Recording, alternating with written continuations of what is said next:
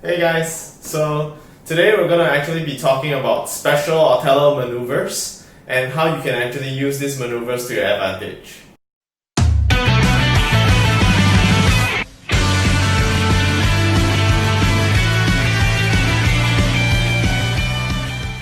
Hey, what's up guys? So this is going to be episode 13.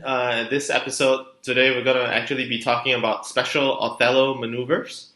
So this is the background is in Melbourne, and I chose the Rod Laver Arena also because I'm a huge fan of tennis as well. And of course, in tennis, when you play rallies, usually you try to wrong foot your opponent or you try to do some special maneuvers to actually gain tempo. So I think in many ways, tennis is also very similar to Othello in terms of how you gotta try to throw your opponent off in order to get an easy way to actually win.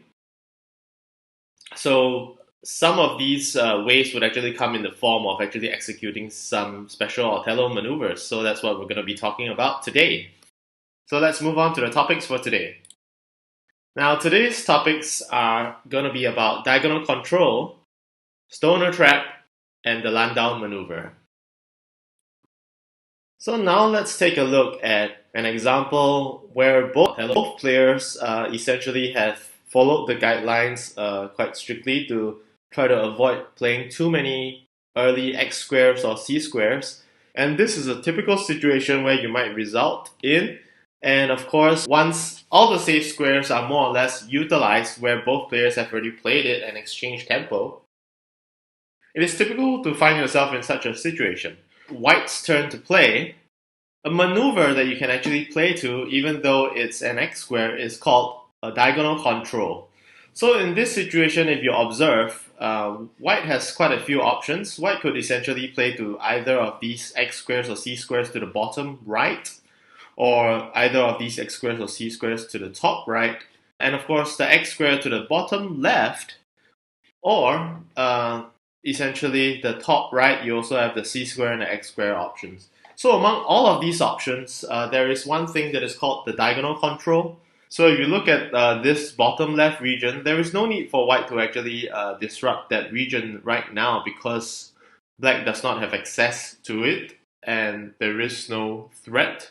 But right now, the areas that black has access to is to the bottom right, which is either g7 or h7. So one concern right now is black capturing g7, which forms a diagonal control for him. So instead of allowing him to do that, what white can essentially do to play a beautiful move is to play b2 right now, which is a diagonal control. So once b2 is played, even though it is an x square, black essentially doesn't have an immediate access to the corner of a1. So essentially white has effectively created this line of diagonal control between b2 to f6. So this line is actually quite powerful in the sense that it removes black's access to the original g7 and leaves black with only very bad looking h7 and b1 moves, which essentially gives up the corner immediately to the opponent. So that in essence is diagonal control, and this is essentially the main diagonal, one of the main diagonals, and that would be probably one of the more frequent cases of diagonal control in the end game where you try to control that. But of course, there are mini diagonals such as maybe they call it the C line in Japan, controlling the second diagonal from G8 throughout to A2 perhaps. There are ways that you can actually control the mini diagonals in certain endgames, but for the sake of an example, we'll focus on the main diagonal controls. So earlier we talked about diagonal control, and now let's talk about one step further in ways that you could look out to set up a diagonal control in advance. So right now in this situation, it is White's turn to play. One possible maneuver that White could actually consider doing is actually to set up a diagonal control. So this is done by playing c8 over here as White and threatening this corner access to h8. So this gives Black no other response other than to just defend this edge approach of c8 by playing b8 and flipping back that c8 disc. So thereafter, after this exchange, white has already established c6 being a white disc, and therefore can play out the diagonal control to g2. And after that move, you basically give black no other option but c squares or x squares, actually c squares only, to actually give you the corner access. So that is one way you can actually look out for a diagonal control, or setting up one, basically. So now let's talk about the stoner trap. So the stoner trap is a very special kind of maneuver that actually involves playing an early x square to exchange corners with your opponent in a way that benefits you for sure. And of course, how to set it up is pretty unique. So I'll show you one variation, which is probably one of the most common variations to performing this stoner trap. And then we can also talk about how it might fail. So let's take a look at this example over here where black and white is in a mid game right now, and black has essentially just played to the edge and essentially observing quite an edge play, while white is probably losing a little bit mobility.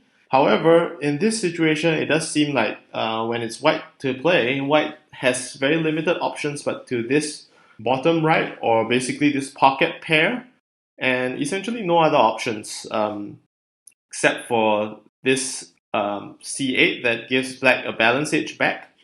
So over here we want to talk about this special x square to b7. So this is essentially playing the stoner trap. So it involves attacking an unbalanced edge like so, which is more like a 4-disc unbalanced edge, which is balanceable to a balanced edge if white plays c8 and black responds to b8. But in this situation, instead of doing that, what you want to do is jump into b7 as white and control this momentary diagonal control.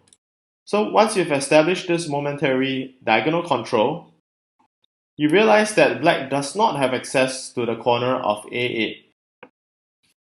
And therefore, it's probably quite predictable that black could take a vertical cut to e1 in order to capture the e4 disc to try to look for that access to the corner. And in this situation, you can then jump into c8 and attack the h8 corner. So when white does this and threaten the h8 corner, black naturally will want to defend. But the problem is, right now there is one disc that is black over here that would poison the b8 move. So if black were to choose to defend and flip these two white discs, black essentially surrenders this corner of a8 to white, and also on top of that the corner to h8. And given the edge configuration to the right, he probably has a high chance of surrendering 1, 2, and 3 corners all in that one maneuver of a stoner trap. So let's go back to the initial position and talk about the essential points about the stoner trap. So the first thing is you want to have an unbalanced edge that you can attack and threaten a corner in exchange for another corner. And of course, the second thing you also want to have is this momentary diagonal control that we spoke about earlier. This is definitely essential in terms of just trying to make your opponent play catch up. And also you need to have at least one of black's discs as a poison to actually force that position. So let's go through that position again. White goes into the diagonal control, black cuts in for that corner access, and white jumps in. And of course, naturally, we covered that b8 being poisoned. Black wouldn't go to b8. And in exchange, black would essentially then find that he has no other choice but to capture the corner of a8, which allows you to wedge in between to b8 and form a 2-disc wedge. So, of course, black can then play a2, for example. So essentially, you sacrifice this corner plus 6 other stable discs. So you give him 7 stable discs. But in exchange of that maneuver, after white played b7 and that exchange of moves, white would then go to h8 and capture 7 stable discs as well. So it's more like a fair trade. But of course, on top of that, you also gain the tempo in a sense that you hand the move back over, where b7 was actually your turn to play.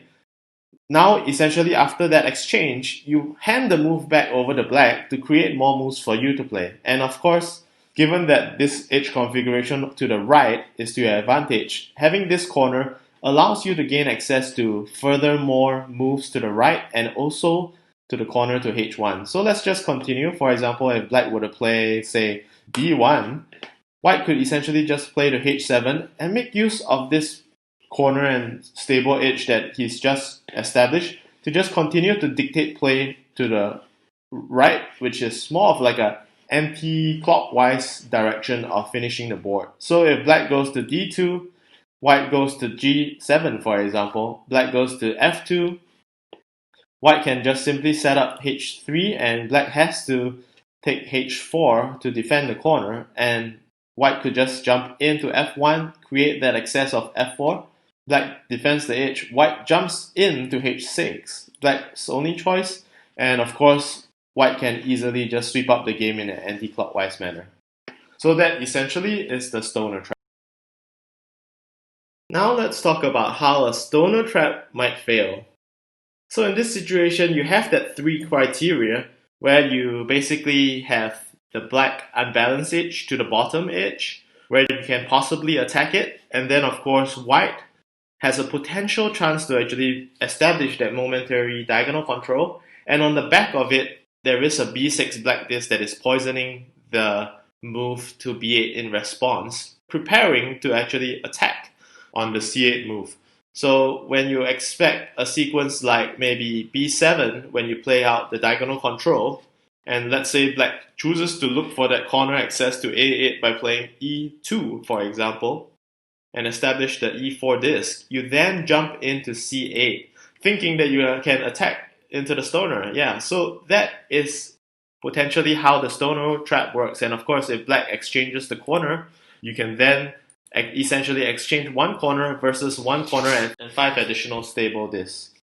So, over here, it is true that the stoner trap may succeed this way, but in the event that, let's say, black doesn't respond to e2 to actually look for that corner access, but instead target your access to c8 and remove all those access. So the discs that are essentially providing white access to c8 are c4, c5, and c6. So if black can achieve both objectives of removing white's access to c8 and at the same time establishing back access to a8, when black plays b5, essentially the stoner trap fails, and there is no way that you can remove the d5 or c6 disc that black is now threatening to capture a corner and form a pair. So this essentially is how a stoner trap may potentially fail, and probably one of the most common mistakes of playing a stoner trap way too early in advance. So with that, let's move on to the next special maneuver. So now let's talk about the Landau Maneuver. So named after one of the historic players of Othello, Ted Landau. I believe you can also find a book written by him, which includes Othello's strategies. So if you do look for that book, you should be able to easily find it. Just like Brian Rowe's Othello book, you can search for Ted Landau. That is T-E-D and Landau. So right now we want to go into talking about that Ted Landau, the Landau Maneuver that is named after him. So the Landau Maneuver is essentially a control of tempo by taking an inner row line control. So in this situation whereby you're white and you're basically left with no other option other than c squares or x squares, what you can potentially do to actually carve out a very nice win is actually to perform a Landau Maneuver.